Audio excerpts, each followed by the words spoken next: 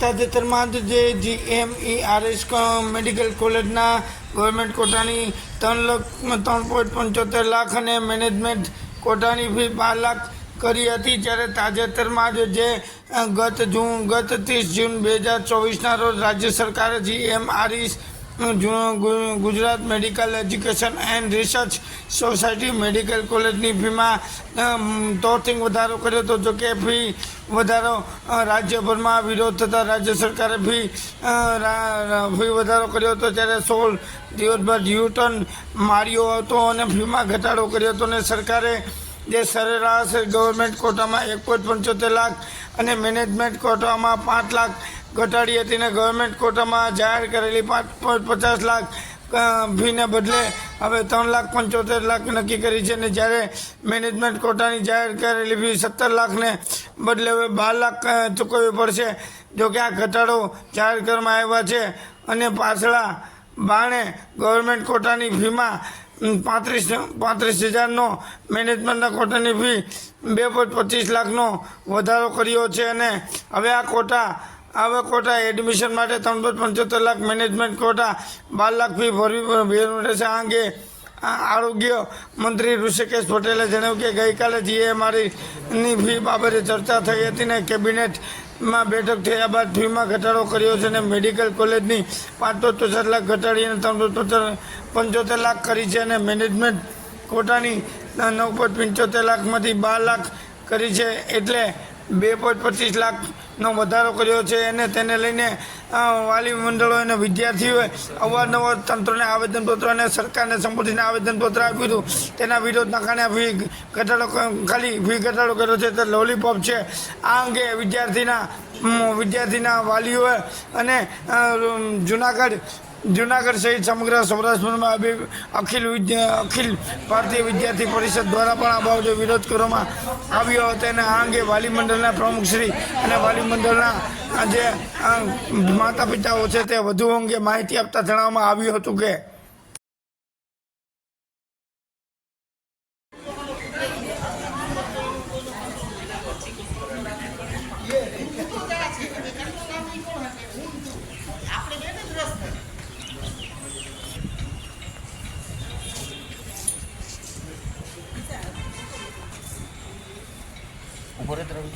બંધ કર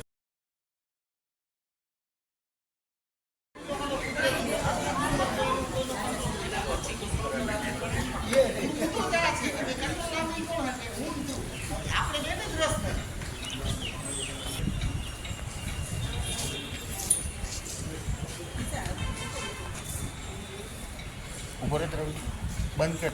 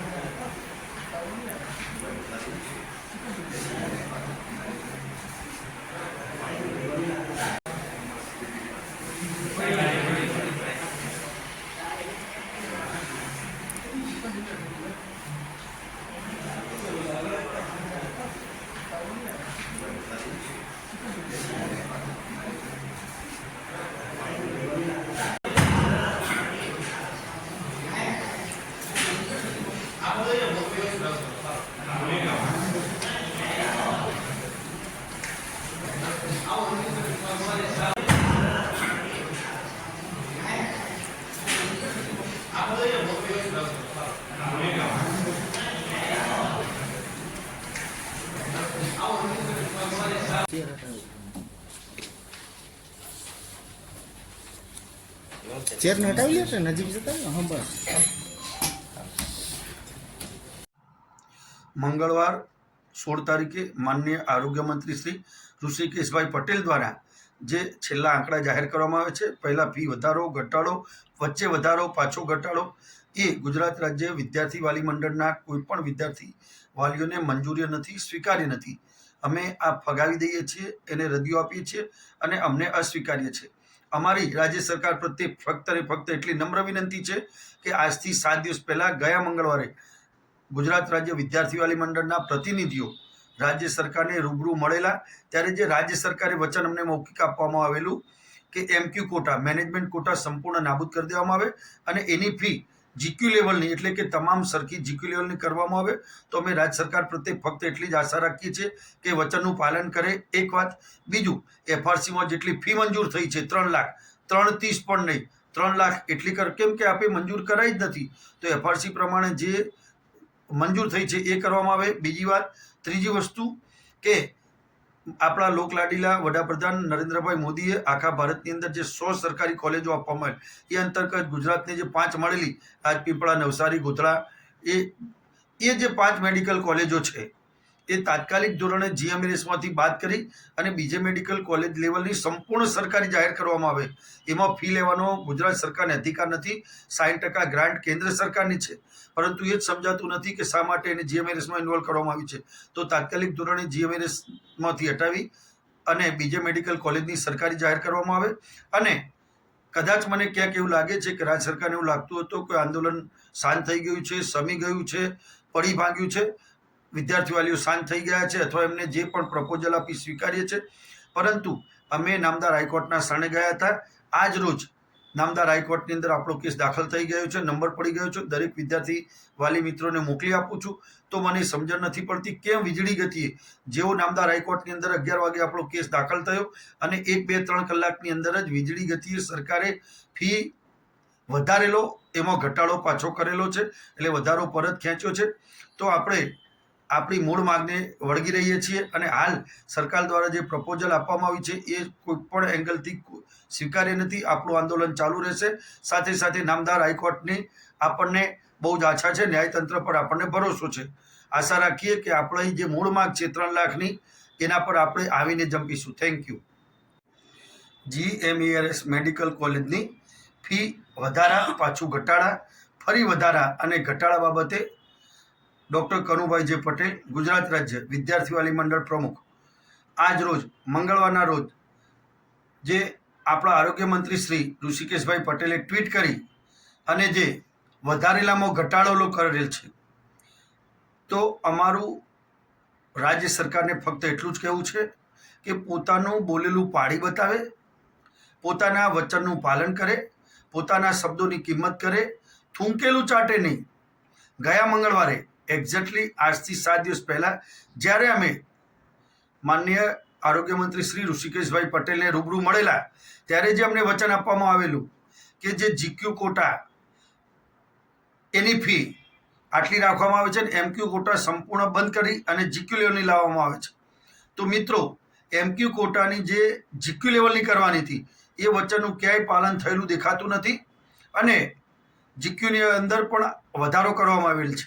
તો મિત્રો, આજ રોજ જે મંગળવાર અને 16 તારીખે જે સમાચાર આવ્યા છે એ ગુજરાત રાજ્ય વિદ્યાર્થી વાલી મંડળના એક પણ વિદ્યાર્થી વાલીને કોઈ પણ એંગલથી મંજૂર નથી. હું તો ઉલટાનું એમ કહું છું કે એફઆરસી કમિટીની અંદર એ લોકો 3,30,000 ની 3 લાખ જ મંજૂર કરાવી છે. આથી 3,30,000 ની 3 લાખ પાછી કરી દેવામાં આવે. એક વાત. અને બીજી વસ્તુ, જે કેન્દ્ર સરકારે આપણા લોકલાડીના વડાપ્રધાન માનનીય નરેન્દ્રભાઈ મોદીએ જે આખા ઇન્ડિયાની અંદર 100 મેડિકલ કોલેજો સરકારી આપવાની કહ્યું હતું, એ અંતર્ગત 5 ગુજરાતમાં આપી છે. રાજપીપળા, ગોધરા, અમરેલી, પોરબંદર આજે અને નવસારી, આ 5 જે એ લોકો જીએમઆરએસમાં લઈ લીધી છે, પરંતુ એ જીએમઆરએસમાં લઈ જ નહીં શકાય. તો તાત્કાલિક ધોરણે એમને બીજે મેડિકલ કોલેજની સરકારી જાહેરાત કરવામાં આવે અને જે 13 જીએમઆરએસમાં બોલવામાં આવે છે એની જગ્યાએ જીએમઆરએસની પાછી 8 કરી દેવામાં આવે અને સંપૂર્ણ સરકારી જાહેરાત કરી દેવામાં આવે. અને ટૂંકમાં અમને જે આજે વધારો ઘટાડો જરા પણ મંજૂર નથી. અમે ફગાવી દઈએ છીએ, અમે એને લોલીપોપ ગણીએ છીએ, અમને સ્વીકાર્ય નથી. ગુજરાત રાજ્ય વિદ્યાર્થી વાલી મંડળના તમામ વિદ્યાર્થીઓ અને વાલીઓ આંદોલન ચાલુ જ રાખશે જ્યાં સુધી મૂળ ફી અથવા 3 લાખ ના આવે અને 5 કોલેજો સંપૂર્ણ સરકારીમાં ટ્રાન્સફર કરવામાં આવે. અને ત્વરિત ગતિએ સરકારને એવી તો શું ફરજ પડી કે આજે કેબિનેટ મીટિંગ ન હોવા છતાં ત્વરિત ગતિએ એ લોકો ત્વરિત સ્પીડે ઘટાડી. કારણ કે અમારો કોર્ટ કેસ નામદાર હાઈકોર્ટમાં આજે દાખલ થઈ ગયો છે. સરકારને એવું હતું તો આંદોલન પડી ભાગ્યું છે, શાંત થઈ ગયું છે, વિદ્યાર્થી વાલી શાંત બેઠા છે અને આગળ કંઈ પણ થશે નહીં.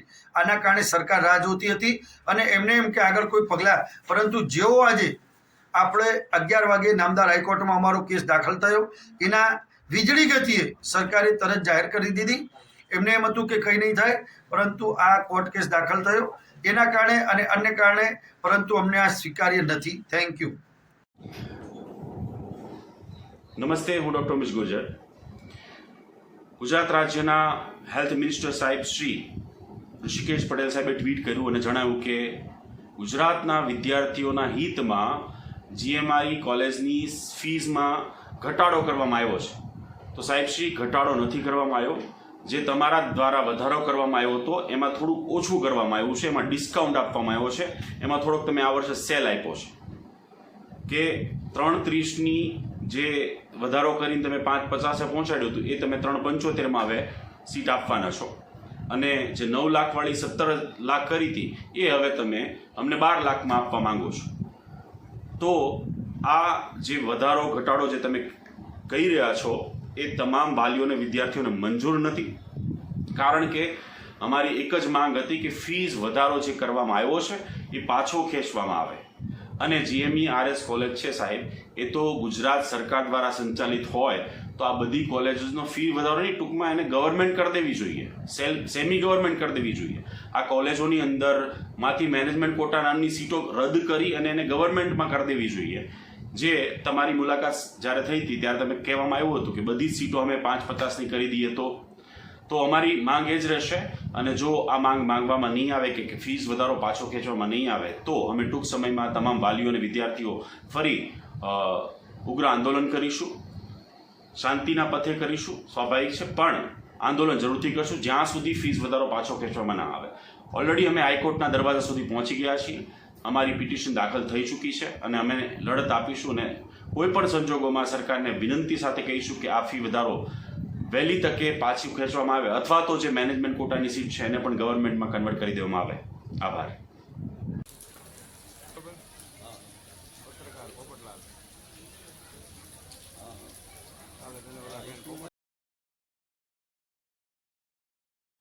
ગઈકાલે જૂનાગઢ સહિત સમગ્ર સૌરાષ્ટ્રભરમાં મેઘરાજાની ધોધમાર અવિરતપણે એન્ટ્રી થઈ હતી અને ધોધમાર વરસાદના કારણે સૌથી વધારે વરસાદ જૂનાગઢના જિલ્લાના માણાવદર તાલુકામાં પડ્યો હતો. જ્યારે ગુજરાત રાજ્યમાં વિવિધ જિલ્લાઓમાં ધોધમાર વરસાદ થયો હતો. ત્યારે હવામાન વિભાગે રાજ્યભરમાં પણ સાર્વત્રિક વરસાદની આગાહી કરવામાં આવી હતી. હવામાન વિભાગની આગાહી મુજબ જૂનાગઢ શહેર અને તાલુકા માળિયા હાટીના માંગરોળ વરસાદનું આગમન થયું હતું. માળિયા હાટીના 2 કલાકથી ભારે વરસાદ, નદીઓ નીરનું આગમન થતાં પૂરની સ્થિતિ નિર્માણ થઈ હતી અને માળિયા, મેઘલ અને લાઠોદરિયામાં પણ પૂરની સ્થિતિ જોવા મળી હતી. ભારે વરસાદના કારણે કાલિંદ્રી નદીમાં પણ ઘોડાપૂર આવ્યું હતું અને જૂનાગઢ જિલ્લામાં ધોધમાર વરસાદ પડ્યો હતો. જેમાં જૂનાગઢ જિલ્લામાં મોડી રાતે વરસાદ ખાબકતા ચારતો પર પાણી જોવા મળ્યું હતું. જ્યારે મેંદરડા તાલુકામાં 2 ઇંચ સાથે વિસાવદરમાં 0.5 ઇંચ અને તેમજ તથા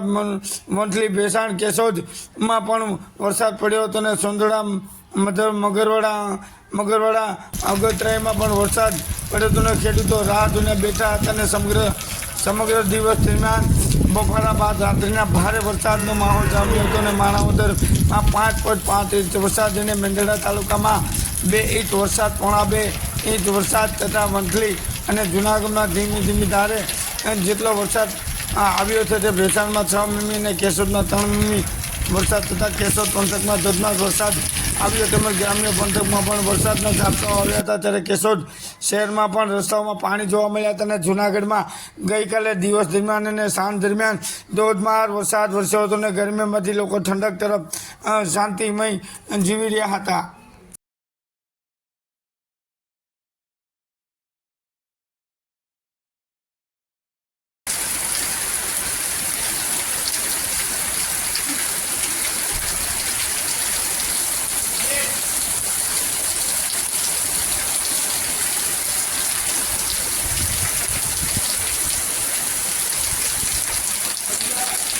હા 1 મિનિટ આવો.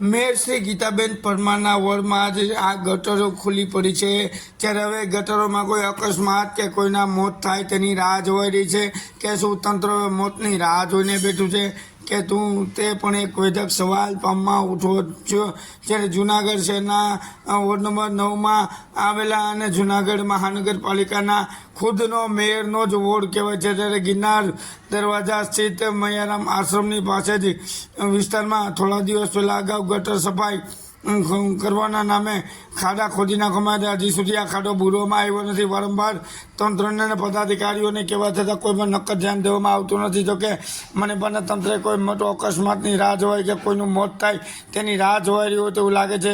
તે ચોક્કસ સવાલ થઈ રહ્યો છે અને લોકોમાંથી સવાલ ઉઠવા પામ્યો છે કે જૂનાગઢ શહેરના ગિરનાર દરવાજા રોડ મેઇન રોડમાં મયારામ આશ્રમની સામે જ આવેલા શરૂઆત દૈનિક પ્રેસ ઓફિસની બાજુમાં જ આ બધા રેસિડન્ટો આવેલા છે. હાલના એક તરફ ચોમાસાની સિઝને રંગ જમાવ્યો છે તો બીજી તરફ મહાનગરપાલિકાના તંત્ર દ્વારા ખાડા ખોદવાની સિઝને પણ રંગ જમાવી દીધો છે અને જૂનાગઢ શહેરના ગિરનાર દરવાજા મેઇન રોડ પર શરૂઆત દૈનિકની ઓફિસ પાસે આવેલા તેની આજુબાજુમાં આવેલા રહેણાંક વિસ્તારમાં મકાનની બાજુમાં ત્યાં મકાનોની બાજુમાં મહાનગરપાલિકાની ગટરના કામો માટે મસ્ત મોટા ખાડા ખોદી નાખ્યા છે.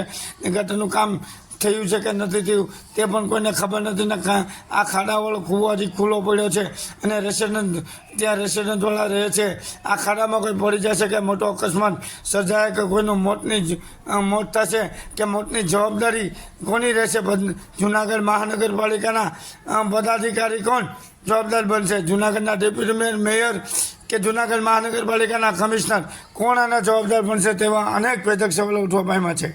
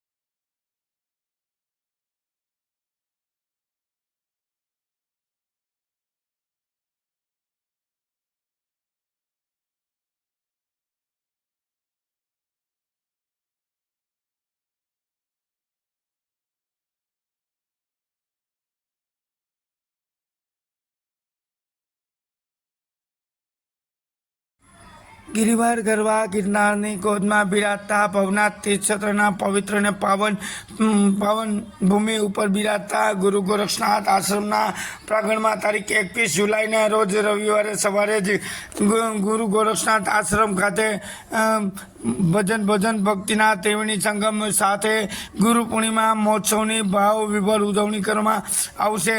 ત્યારે સવારથી જ ગુરુ પૂજન તેમજ બપોરે ભક્તો માટે મહાપ્રસાદ અને રાત્રિના નામી અનામી કલાકારો દ્વારા ભજનની રમઝટો બોલવામાં આવશે। તેમાં આ કાર્યક્રમમાં પધારવા જૂનાગઢની જનતાને આહ્વાન કરવામાં આવ્યું હતું। બાપુએ વધુમાં માહિતી આપતા જણાવવામાં આવ્યું હતું કે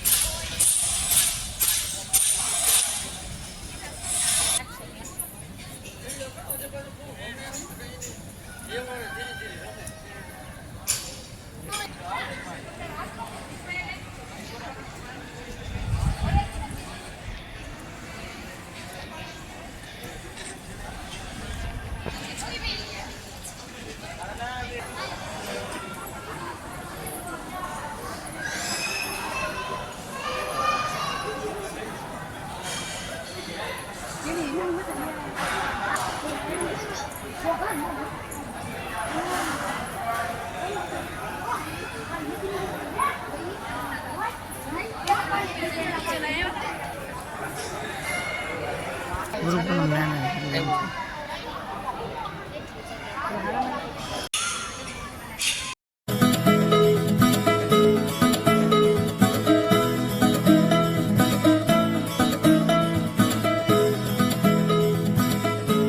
अलखनाय धामनी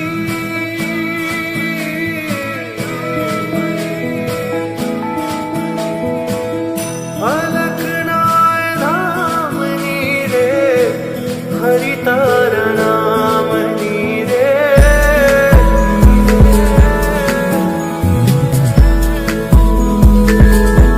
धूनी रे धकावी बेली आमे तारा धूणी रे धकावी बेली आमे तारा नाम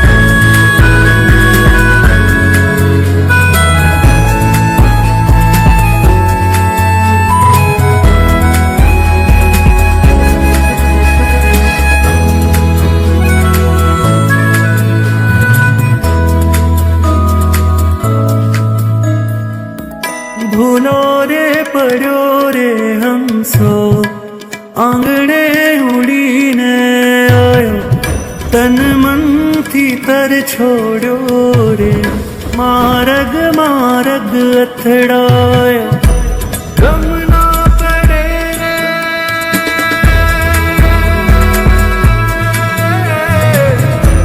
ગમ ના પડે રે ઠાકોર તારા નામની રે ધૂણી રે ધકાવી બેલી અમે તારા નામની ઓ જીર ધૂણી રે ધકાવી બેલી અમે તારા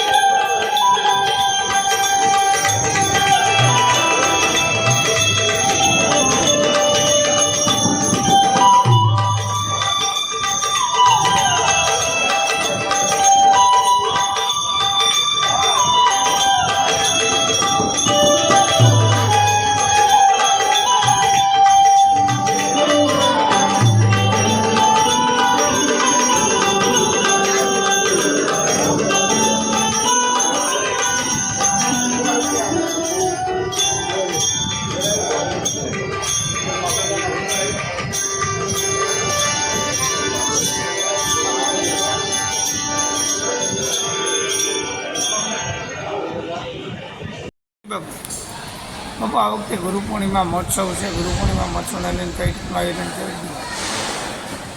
આવતા દિવસોમાં એટલે કે અષાઢ સુદ પૂનમના રોજ રવિવારને દિવસે તારીખ 21ના ગુરુ પૂર્ણિમા મહોત્સવ, જેમાં ભવનાથ તળેટીમાં આવેલા ગુરુ ગોરક્ષનાથ આશ્રમ, જ્યાં હર વર્ષની જેમ આ વર્ષે ગુરુ પૂર્ણિમાના દિવસે સવારમાં ગુરુપૂજન, સંતો અને આવનાર અતિથિ અભ્યાગત તેમજ સેવક સમુદાયને મિષ્ટ ભોજન, પછી સાંજના સમયે માયાભાઈ આયર, પરસોત્તમ પરી અને દેવરાજ ગઢવી એટલે નાનો ડેરો આ ભજન અને સત્સંગનો કાર્યક્રમ.